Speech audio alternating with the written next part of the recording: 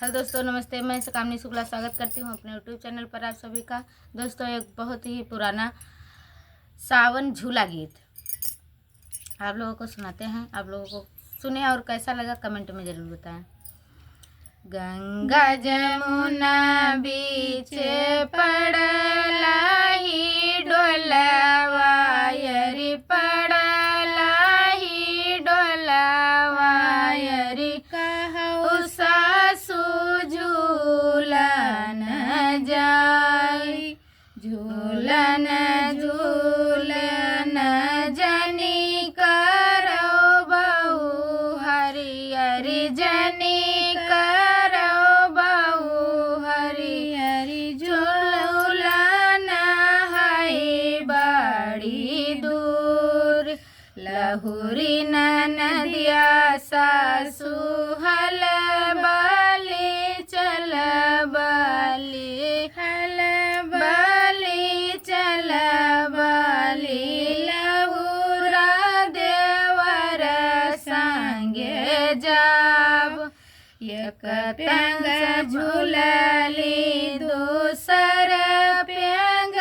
झूलली दूसर प्यांग झूलली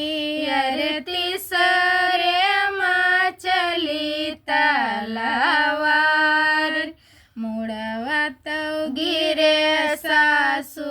वही बालू रतवा अरे वही बालू रतवा अरे धजवा गिरे बीच धार बरह बरिस पर लाई राजा लौटे अरे वही राजा लौटे अरे पूछे लगे धना कै हवाल बरह बरिसवा पर वही राजा लौटे अरे वही राजा लौटे अरे पूछे लगे धना कै हवाल मैया जौली लैके दौरी चनन पीढ़ैया अरि चनन पीढ़ैया अरि बहिनिया ठंडा पानी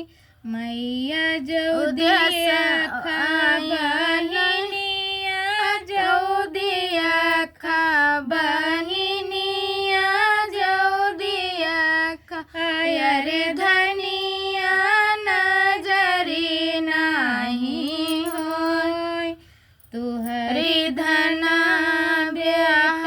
झूलवा झूलन गाई झूलवा झूलन गाई हुई पर चली है तलवारी मुड़वा तो गिरे पुतवा वही बालू रतवा अरे वही बालू रतवा अरे धजवा गिरे बीच धार लाओ न मैया मोरी झोरिया थैलिया अरे झोरिया थैलिया अरे होई जइबै जोगिया फकीर काहे का होई हो पुतवा जोगिया फकीरवा अरे जोगिया फकीरवा अरे कई देबै दोसरा विवाह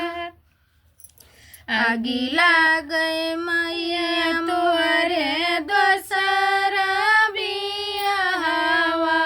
अरे दोसरा बियाहवा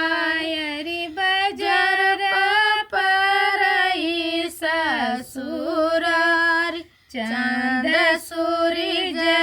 ऐसी मोरी दाना छुटली